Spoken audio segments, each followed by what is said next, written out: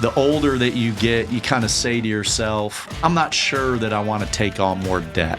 You start to think about mortality, you start to think about retirement, and we see like the business can begin to slow down. And when the business slows down and you're not creating opportunity, the business starts to flatten out. And when the business starts to flatten out, if it's not growing, your best people eventually leave you because you're not providing opportunity for them.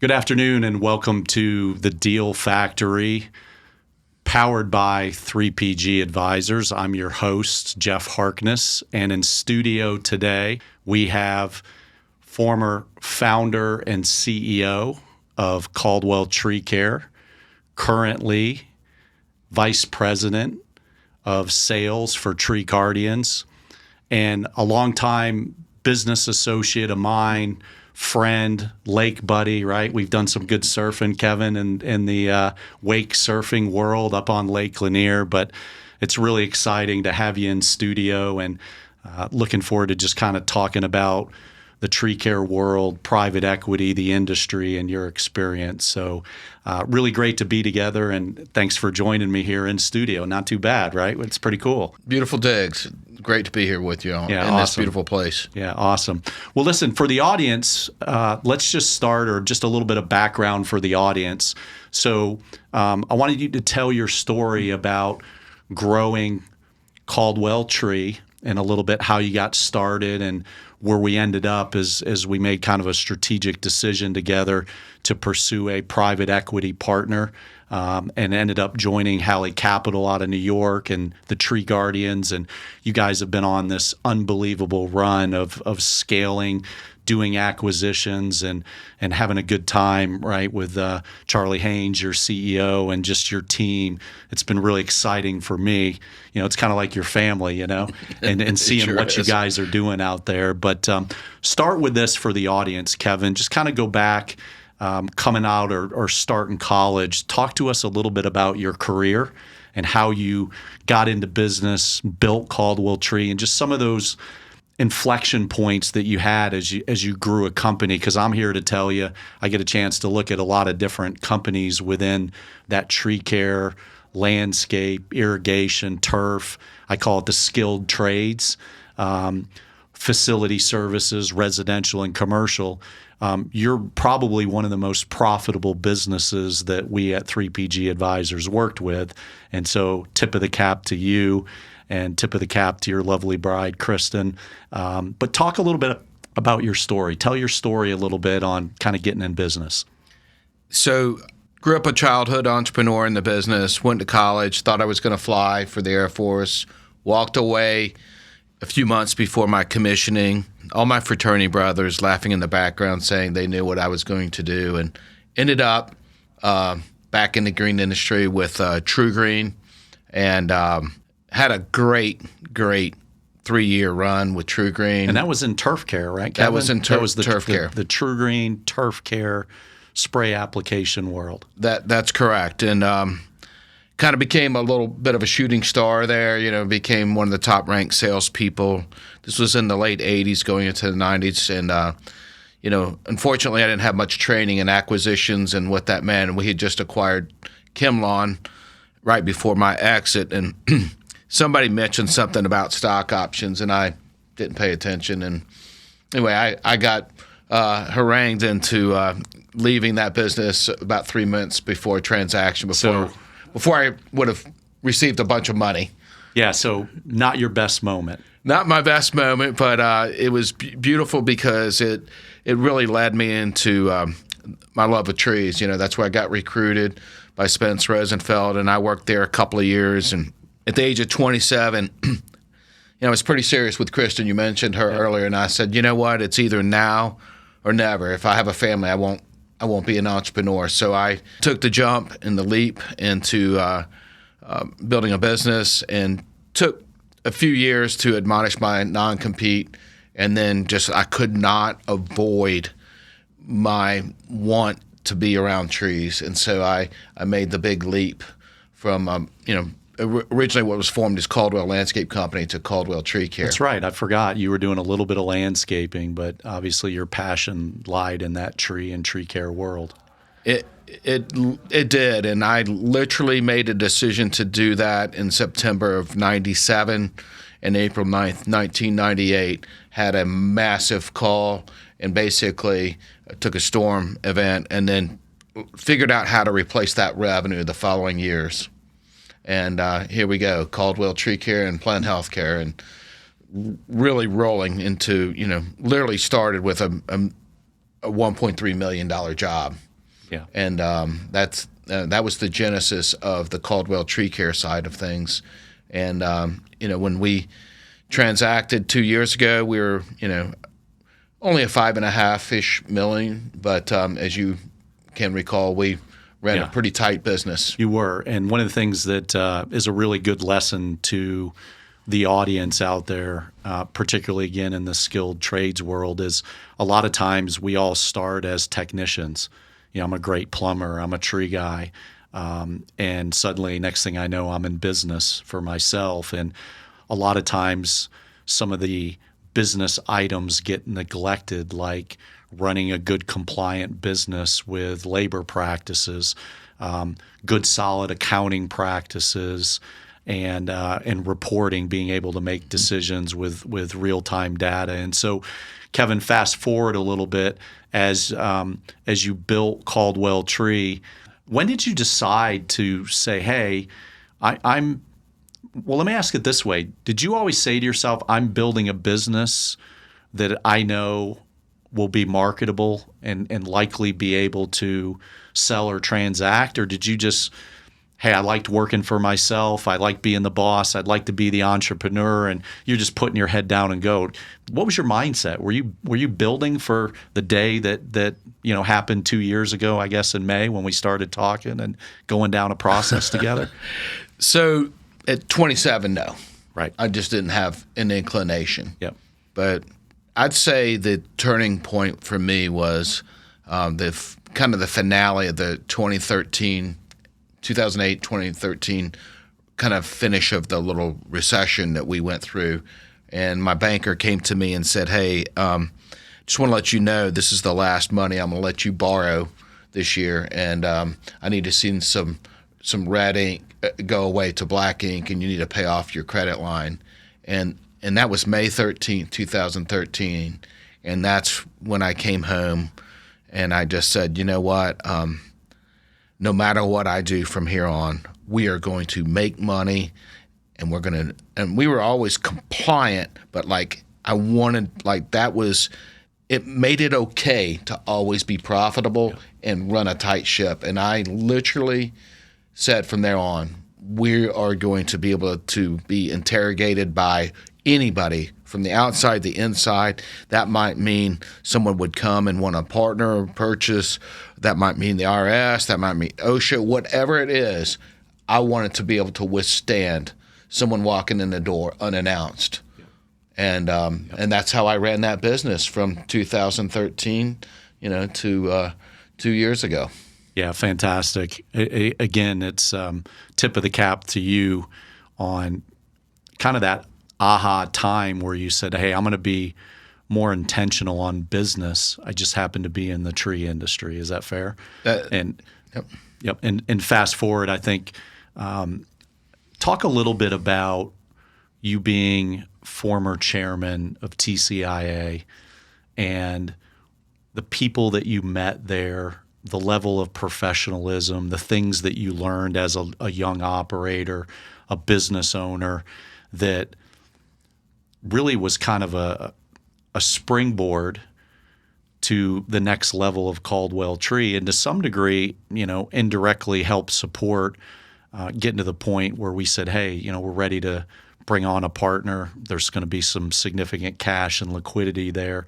But talk about TCIA a little bit. I was recently having lunch with a young tree operator in the industry, and he wasn't a member and didn't really know much about it. And as long as you and I have known each other, I was like caught back a little bit. So I need to set up lunch with my buddy Kevin Caldwell. But talk about that association and you moving all the way to chairman of that organization and kind of how it helped, but also what it meant to you. First of all, the day I decided to move into that business, my old boss called me and said, "You need to join." Was that Spence? That was Spence. Yeah. And so I immediately joined in September of '97, and it was a fundamental foundation of really establishing and maintaining a level of professionalism in the business. Yep. And I went to the industry expos for the first few years, but then I went to the winter management meeting starting in 2006, and I received pretty immediate recognition for who I was, and I helped initiate the first political action committee, and kind of got more attention than I probably deserved. I sat on some panels and some boards and talked about some of the things that I was doing in business, such as utilizing culture index and predictive index, and how I used sort of that as a filter for helping to hire, manage, and even, scale, right? Right. Get right people in the right seats. Yes. And, helped you scale. Right, Yeah, right. fantastic. So that got a lot of attention, and I somehow was kind of cornered about getting on the board quicker than I thought. And even at my first board meeting as just a, regular board member, I somehow got elected as senior chair. So I took a shortcut to the chairmanship, but that chairmanship, the crescendo of that chairmanship came in the 2012 and 13, and we walked right into a recession. And this wasn't the first board that I was on. Yeah. This was, I participated on several other green industry boards, Malta, GTA, so on, Roswell Design Review. But I knew and had grown up in the fraternity house and knew about Robert's rules and so on. And, we actually had a similar situation financially going on with our trade organization, that we were going to go in the red. And that same kind of conversation I had with my banker, I just kind of turned it back onto our CEO, and I said, "Hey, we got to turn this around." What do you mean we're not cash flowing? What do you mean that we don't have profit, right? That's not good enough. So, that was a really great conversation going into the chairmanship. And, Mark Garvin, who was our CEO, I just told him, I said, "Hey, I believed in, if a bucket of money came in the door, that a bucket of money, part of that bucket was supposed to stay." Yeah. And he did a $1.2 million turnaround and put us in the black. And funny enough, Mark is who I'm in business with now. Yeah, tip of the cap to Mark Garvin, one of the he's a Hall of Famer, right? I mean, Mark's kind of a Hall of Famer. Can we say that? He is. Yeah, he is. Mark's a Hall of Famer. Shout out to Mark.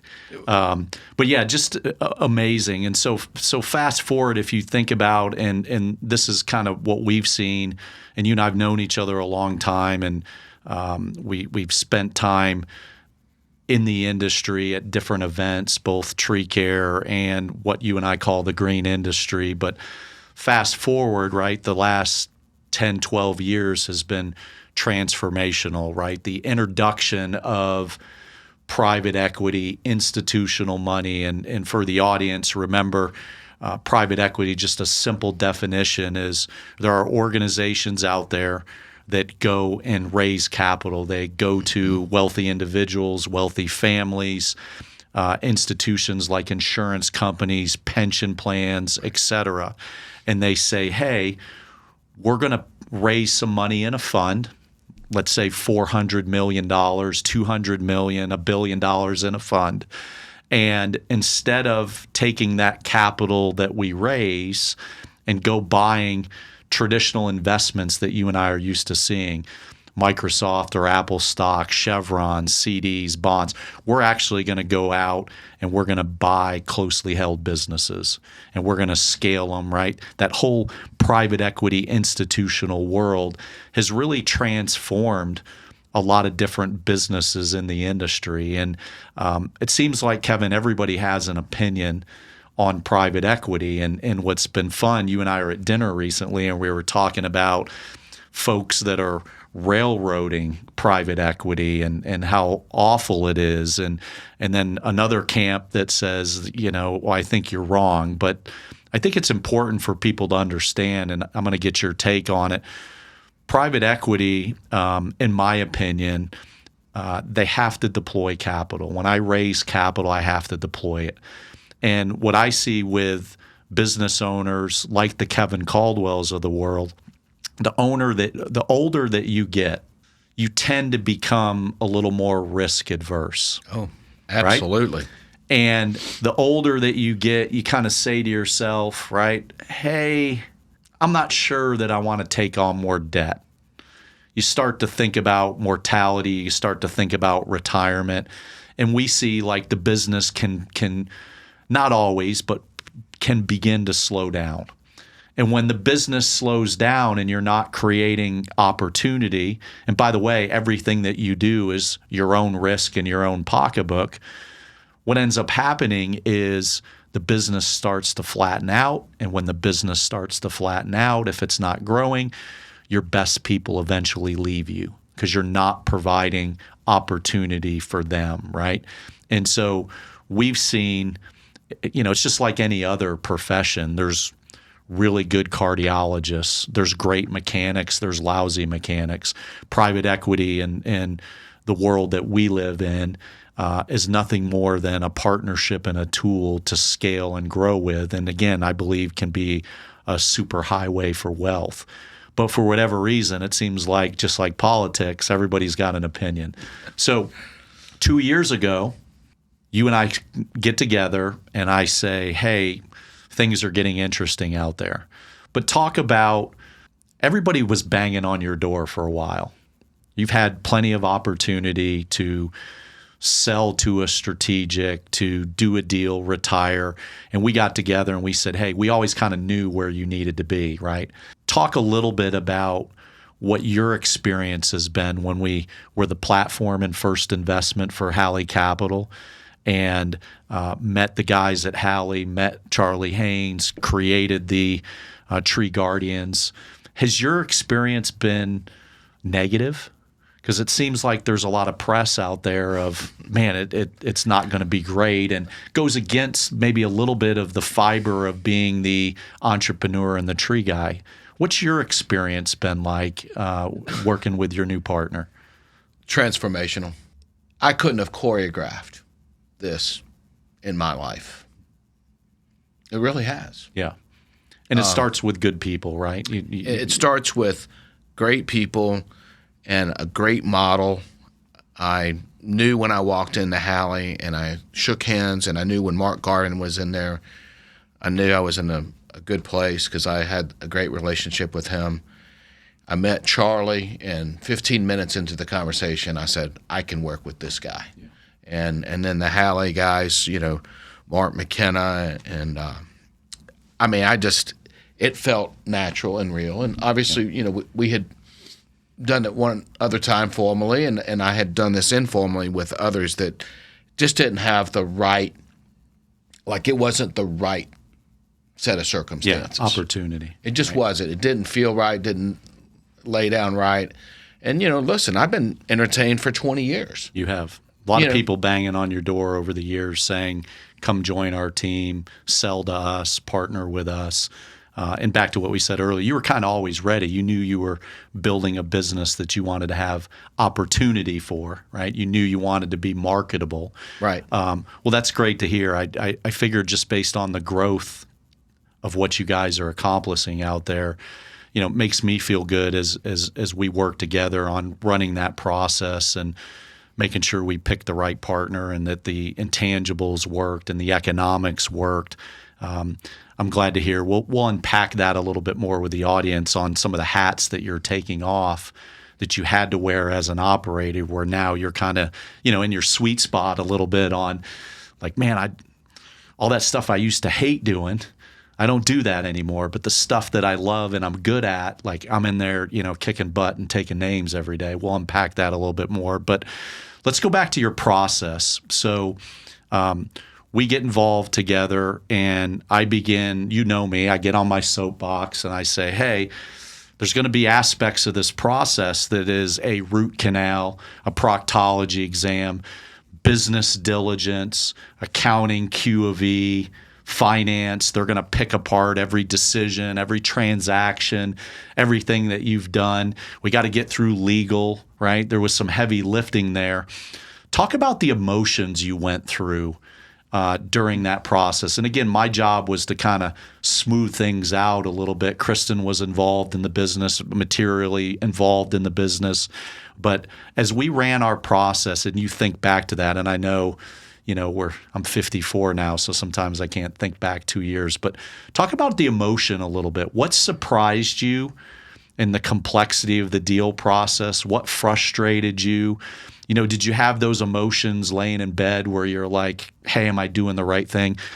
Talk to the audience a little bit on a guy that's been there, done that, what that process was like.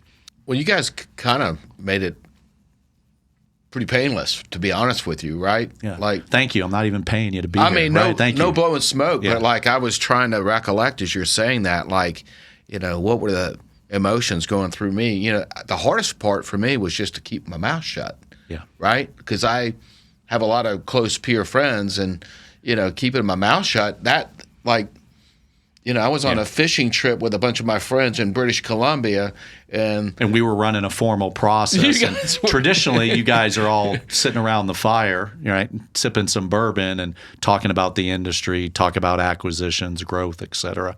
Yeah. And I had to zip my lip. So honestly, on reflection, that was the hardest part for me. The rest of it, the way you guys literally took the books and everything we had and coached me, coached Kristen. I don't know if anybody really realizes what the intrinsic value of having not just a broker, but somebody who knows how to walk through all of these things.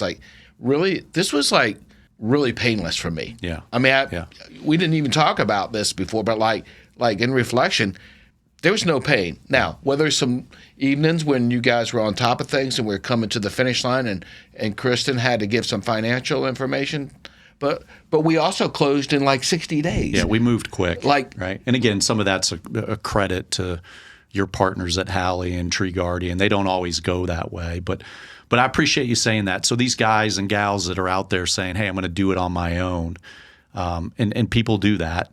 You win more in business when you got people around you that know what they're doing, and it's kind of like going to, hey, I got an issue with my left knee, and I'm going to see a cardiologist. Right? It just doesn't work. That's right. And so you believe in representation, right? In the deal world. I do. And, obviously I've had a tremendous experience with you. I don't think everybody's created equal. I've also seen some other deals where, a purported broker comes in and really all they do is connect. They don't do all the heavy lifting with all the putting all the numbers together and building this whole package that you guys build that makes everything indisputable. Yeah, thank you for saying that. We have a great team at 3PG. We spend a lot of time, as you know, on the pre-work, spend a lot of time in-house with our accountants and our auditors, legal in-house, Nixon attorney, and we think it creates certainty to close, maximum value. And so thank you for saying that. The flip side is I think I kicked you under the table a few times in some meetings, right? You're a sales guy. You're like me. You got to talk, right? You got to. I think Kristen gave you a look once or twice, or I kicked you under the table, right? That's fair. But yeah, that's good to hear. Let's pivot and get into kind of something you and I talked about at dinner the other night, and that is this journey that you go through first as an operator and a technician, and with size and scale, being able to take off different hats and keep on hats. So talk to the audience a little bit.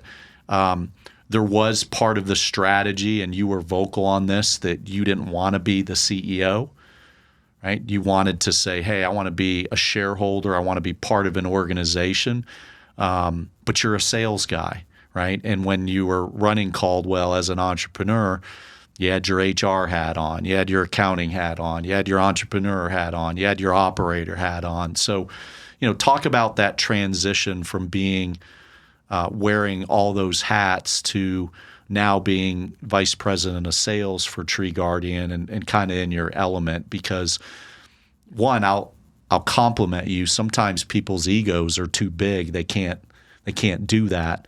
But given the track record of what you guys are doing with scale, talk about that transition a little bit. And because when we were at dinner, I could see the excitement and the passion for what you're doing today, and maybe a little less of the overall stress that comes with being, a business owner and all those hats. So talk about that transition. I was probably more of an operator than I was an entrepreneur. Okay. But a damn good one. Yep. Nothing. I'm not embarrassed about that. Very profitable and built a really solid team. But during this process, I realized that I actually was not self-actualizing as someone who could be doing something bigger and better. And swinging back to that TCIA thing, like I kind of realized during that time that if I could work in leadership and do the things I did there, like I had something more in store for me, right? And so knowing that, I knew I had to walk out of the day-to-day. Taking a panoramic vision of what I thought I could build and sort of narrowed everything down to tunnel vision. And I got to tell you, the part that I might have been trying to explain the other night at dinner is like, I now have this beautiful panoramic vision without stress of where my wheelhouse and where my lane is. My lane is in sales and coaching and helping teach and building things that revolve around the sales part of any business. Yep. And although I'm very tactical and I was decent at it, the tactical piece of what I did as a business owner was the part that wasn't the part I enjoyed. Okay? Yep. Really well said. And I have this debate sometimes as we're putting content out and various speaking engagements, this thought that you kind of wake up one day and you're this tremendous leader, or hey, I'm born to be a salesperson. I don't know that I buy all that. I think there are precursors and personality profiles and that sort of stuff. But talk a little bit about some of the things that you're doing in training and in coaching, because if we kind of step back and look at a business model, including a business that's scaling with capital behind it, like Tree Guardians, organic growth is really important. And a lot of times the entrepreneur says, yeah, I'm okay. No, we want to be growing 10, 15, 20% each year. So talk about the training aspects of some of the things that are working out there. Because again, I keep coming back to as companies scale, you got to make certain investments in the front end. We see businesses that, there is no salespeople or the owner's the only salesperson. But talk about some of the training, some of the coaching you're doing that helps grow the revenue side of the business. So my two pillars of training revolve around sales training and a process, and we're doing that through a Sandler program, and I'm very active with our trainer and creating, not only using the content they have, but creating more content. And some of the we're starting to bolt on some of the AI tools that go along with that. It's going to be really transformational. But we're seeing already. The average salesperson in tree care industry closes about 30 to 35% if they show up, and we're getting higher results, much greater results. Yeah, that's fantastic. And so that's that's one of our pillars, or my pillars I built into the Tree Guardian. We call it Tree Guardian University, and then the other pillar is education that wraps around plant healthcare, because that's our recurring piece of our business, and that's where my passion lives in the tree business, is doing right by people's trees and plants, and plant healthcare is certainly a part of that. And everybody talks about the big returns, but the reality is a lot of people just don't spend enough time training and building that recurring model. And I mastered that prior to our transaction, and now I have a national program that we are training on consistently, having summits, briefings, and we talk about plant healthcare in every conversation that we have with our salespeople. And then that last piece is the coaching piece that I kind of bundle all that together. Yep. So again, really intentional. Oh. And making an investment in the front end of the business. I get frustrated sometimes when we talk to young business owners and we say, hey, well, how do you get new work? And I saw your trucks, Kevin. Or we get referrals. Like, that's not good enough anymore, particularly in the residential space, right, where we're seeing AI and digital and just all the opportunities that are really happening as you build in a big front end. Excellent. What about as you guys are growing and scaling? Obviously, you're investing in people and training, but you've also you've done what, 7, 8, 9, 10 acquisitions in a couple years? There's 12. Right. So how are you integrating culture?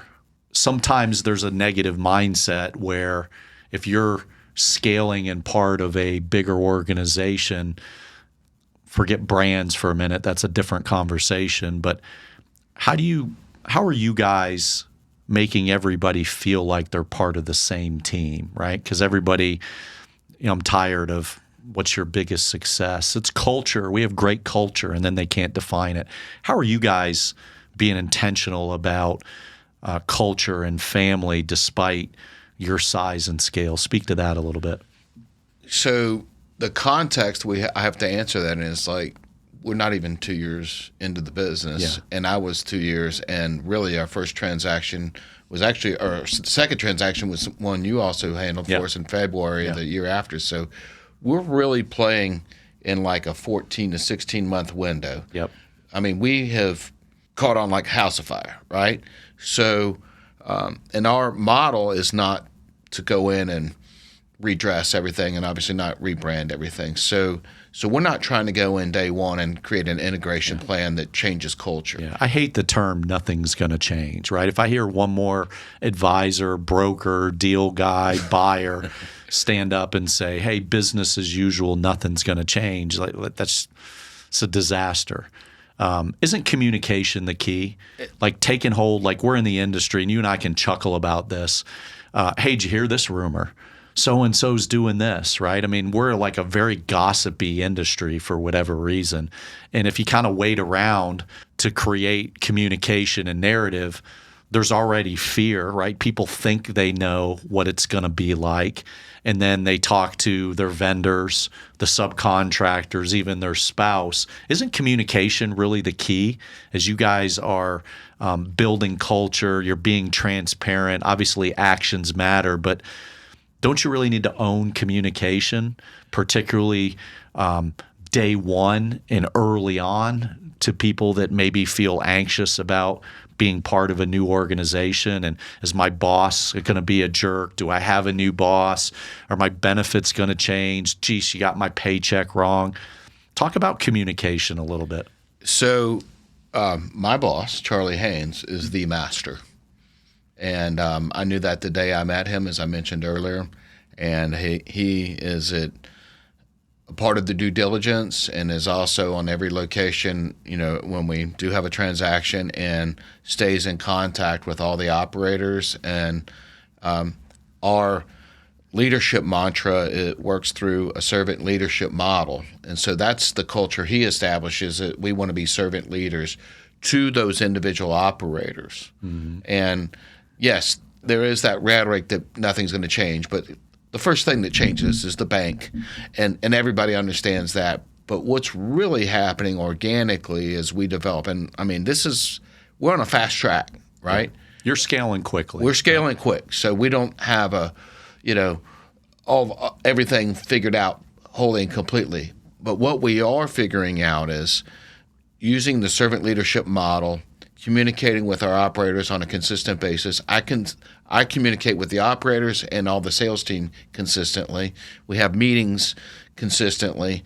And what I'm witnessing, and I honestly, I didn't set out to establish culture. Like I set out to help drive sales organically. That's my job. Yep. which we're in the mid to high teens for growth this year, and 80% year-to-date growth on plant healthcare. Yeah, fantastic. So, but I didn't set out to establish culture. It's happened, though, by virtue of aggregating and congregating these various groups of people in these selling classes and in these plant healthcare summits that I'm creating. We're bringing technicians together with salespeople, and we're cross-pollinating the companies, because we're not just doing one company in one location.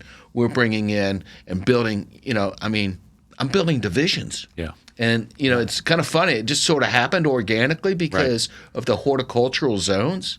But what's happened now is we've created this cross-pollination that salespeople from various different organizations are talking, operators are talking, salespeople are talking, and then you layer on top of that this Sandler that's going on every 2 weeks. Like, that's where our culture is transcending into other businesses. And I believe that that's going to evolve even further as we unravel the other components like safety and safety training, and now that we have a fleet manager, great fleet manager, we're connecting with all the various vendors that we want to have really special relationships with, and that's getting the ops people on the team. So like what I'm witnessing is like we're building culture, intentional or unintentional. It's happening, and I think it's really great because to be a part of that, it's exciting. Yeah, is like, I never imagined that I had that mind space for that, and that's the part that goes back to what I mentioned earlier about, I wanted to become more self-actualized as a human being in work. Yep. And here it is. Yeah, I'm on stage. Man, I think there's just days where you're stuck in the grind, right? You're just stuck in the grind and you can't step back and. It's great to hear and see the momentum that you guys have. Let's switch gears a minute because I think this is important. There's a lot of competition out there in the private equity and buyer world, strategic buyers that have private equity, financial sponsors that want to get into all of the industries that we mentioned previously, whether it's tree care or turf care or landscaping or HVAC or plumbing or, whatever. Had a really great pool maintenance meeting this week, right? And that sort of stuff. But you and I were chuckling about going into meetings because you've been in the room, but you've sat on both sides of the table. You've been in the room as an entrepreneur, as a founder, as an operator, okay, with your advisors, us, and we're trying to understand who's on the other side of the table. And so now you're sitting on the opposite side of the table. Just talk about, because you and I laughed and we hadn't drank much wine when we were laughing about this. I said, a lot of groups suck in a room, Kevin. Like you get in a room and you don't connect emotionally with a seller, right? I've seen that the best buyers are humble. The best buyers communicate well. They can articulate a vision. But talk a little bit about being in the room as a seller and just some of those fears or some of those things that you remember that were over your head. Because I remember a couple times you're like, I didn't really understand what they were talking about, right? So talk a little bit about that dynamic of being in a room and what's made you and your team successful in connecting with sellers and being able to do as many transactions intentionally here as compared to some of your competition. I'm not trying to divulge all your secrets, but just talk about connecting with people in the room, particularly a entrepreneur that is in that green industry. How do you connect with them? Well, I might start with a little context here. So I laugh when I look back on the foolish things that I said in the room with you. Like I did kick you a couple times. I actually laugh. Like, what are you talking about, Kevin? That wasn't in the script. Yeah. So I actually laugh, and then when I witness other people doing it, I get a kick out of hearing an operator or an entrepreneur maybe say things that they, had they had a little more education on, they probably would have I mean, you're playing a pretty strong poker hand, right? Yep. And you don't tell everybody all your cards. Yeah. And so metaphorically, anyway. So,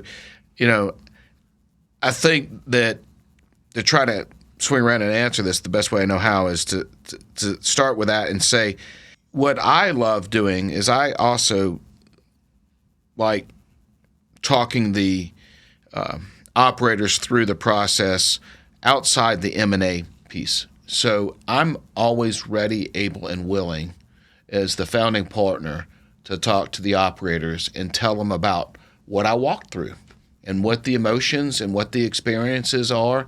And I try to put the people at ease that we're talking to that are legitimate interest. And I mean, I think that has worked pretty well because now we have, 4 more chairmen of TCIA. I mean, we're the only company that has 5 current and past chairmen on, other than the 2 big guys that have had, been in the business 100 plus years. So at the end of the day, you're establishing trust, cut from the same cloth, being tree folks, and that's despite. And some people in the audience can relate to this, and you and I have laughed about it. EBITDA, multiples on invested capital, working capital, just all these terms, right, where I wasn't really sure what they were talking about in the room.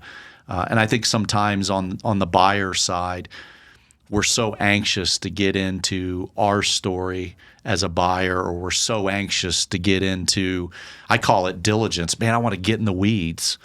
I was lecturing some young folks about this. I was like, they don't even know what that means. They want to first get to know you, find some commonality and some trust. And if the first thing that you're doing is talking about financial metrics and scale and rollover equity and return, like, let's not forget, I started as a technician in a tree business, and now fast forward, I've built this great big company, and I'm anxious, and I'm trying to figure out who I can trust and what makes sense, because I'm reading all the negative stuff, and I've seen deals go right, go wrong. Sometimes it's simple that we just forget about connecting with people. Don't you think that seems fundamental and elementary, but we, for whatever reason, and we coach our team on this, like, get off of some of the technical stuff. There's a time and a place for that, but like, please connect with who you're in a room with. Now we try and get people off phones, for Pete's sakes, right? So I'm going down a rabbit hole here, Kevin, but I get fired up about sucking in a room, right? You get in a room and it's like people aren't prepared, they're not connecting. Obviously, things are working for you guys. So I appreciate your comments on what you said there. Let's do this. I want to talk about something that we didn't prep or rehearse for. And I know we're just having conversation, but given that outside of business, we knew each other up there at the lake. Kevin, you are a much better surfer than I am, although we didn't surf really at all this summer. We got to remedy that as the weather's starting to cool. But talk a little bit about, it's tough being in business, in a family-owned business where you and your spouse work together. And we go out and we transact, we partner with Tree Guardian and we partner with Hallie. Things have changed a little bit because Kristen was in the business in a material manner. Being able to unplug a little bit, retire, right? We've used that term, Kristen's ready to retire. How has that dynamic changed with a spouse in business? And when you went through this, was there a point where you kind of had to find yourself a little bit because you're together, both of you were just used to this pace with family, this pace with business, and then suddenly things are different? Like, talk a little bit about just kind of how that went for you, for the two of you. It's been tremendous for our relationship. Has it? It's amazing the amount of tension that being business partners can bring to a marriage. Yeah. And that's part of that reference I made to being transformational. My wife has a life without talking about business with me, Yep. and I have a life that I still love to be involved in the business. And frankly, I have 2 children that are doing beautifully in the business. Yep. And, that's a recurring model that we've seen throughout all our businesses. So the boys are working in the business despite you're not the guy that owns everything. Absolutely. And they're doing absolutely stellar. And, they do have my last name, so they might have, that More last expectation. name. But the reality is, they're going to have to double up and work twice as hard to earn the grit and grit to, get the same amount of respect, and they're doing that. And so, this is being a tremendous freeing up of family understanding. The implication that maybe a son might take over a business. I had 2 sons.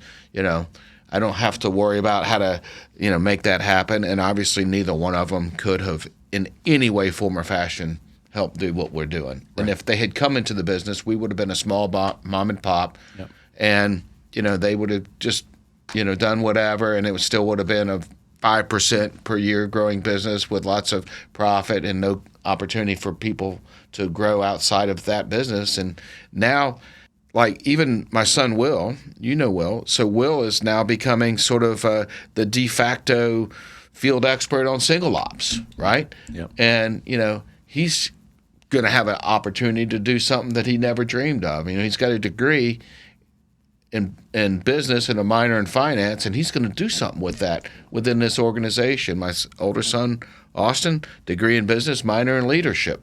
He's a tree climber now, but the 2 of them have an opportunity to run businesses one day. Yeah, and so again, with scale, with success, it is creating opportunity, and certainly sounds like that you're on a good pace too with that transition, right? Working with Kristen, and for those that work with their spouse, it's tough, and so glad to hear that it's been beautiful. Yeah, that things are going great.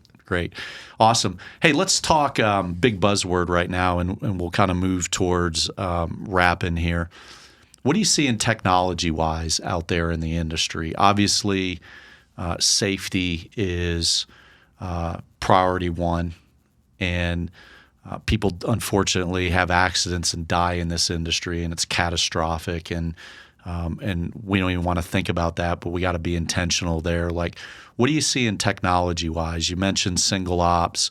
I mentioned some things on the sales and marketing and AI side. And again, I'm not asking to give away secrets, but we used to be an industry in tree care that was very much pen and paper.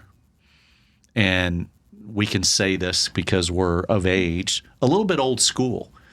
And if your culture is pen and paper and old school, how do you attract young talent, right?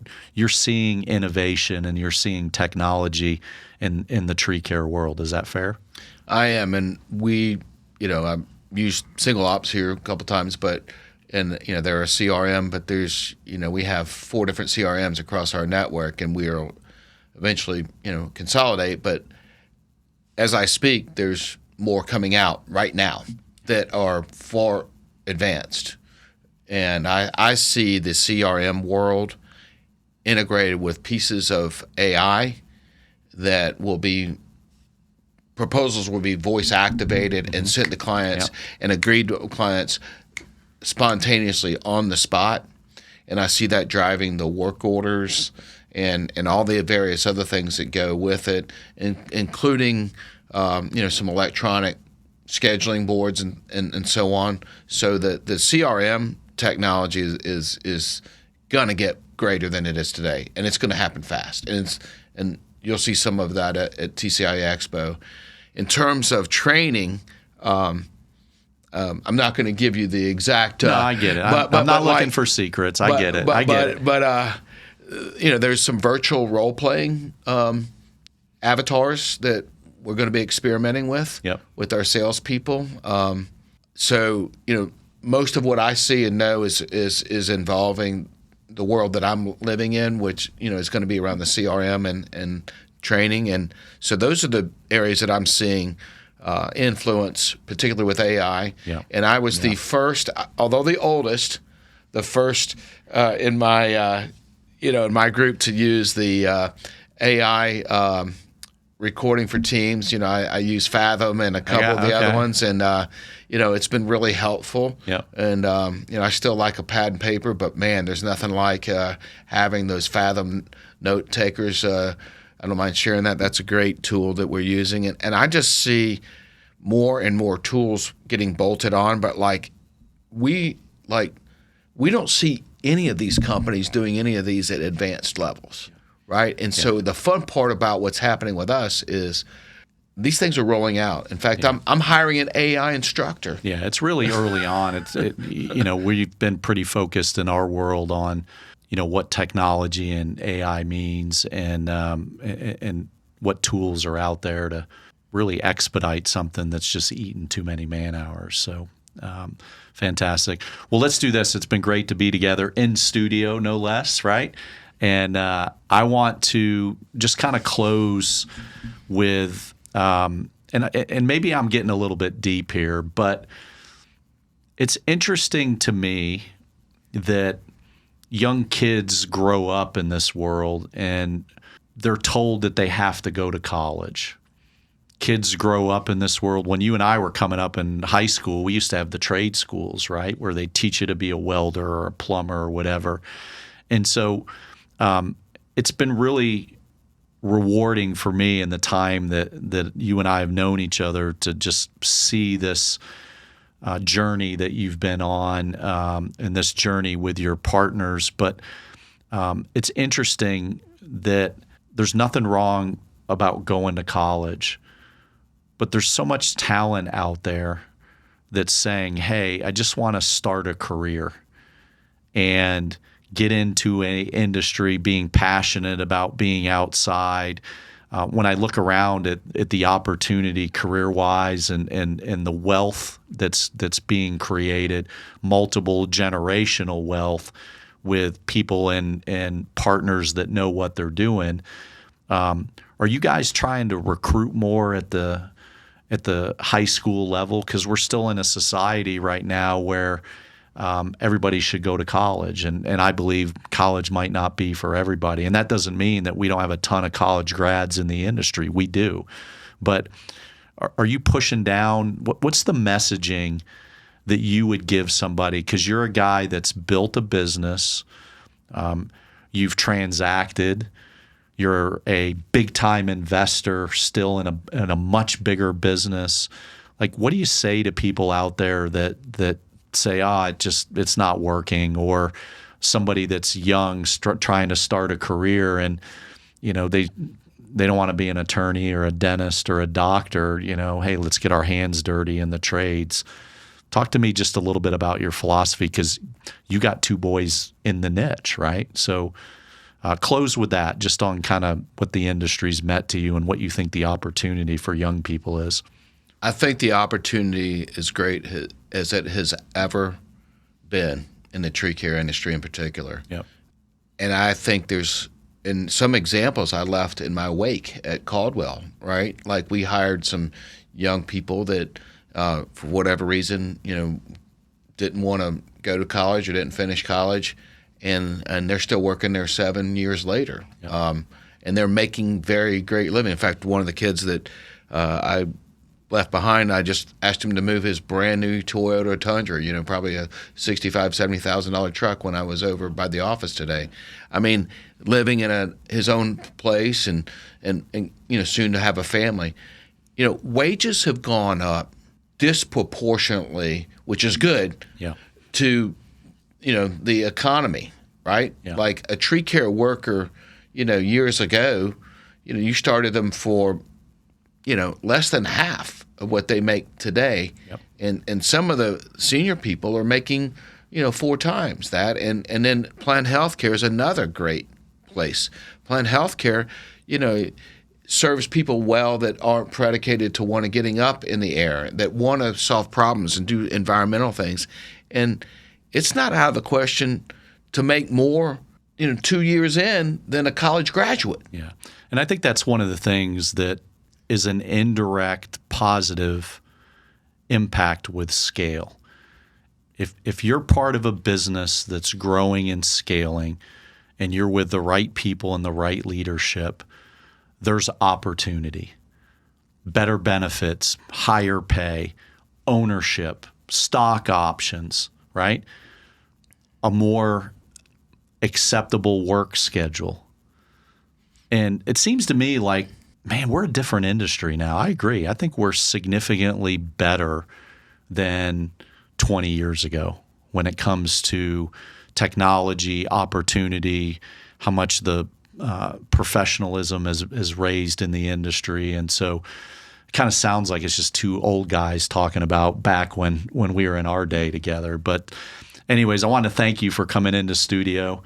Always good to be together. Congratulations on all the success that you're having with your partners, and look forward to some future conversations. So thanks for coming in and joining me in the Deal Factory. You're welcome. Thanks, Kevin.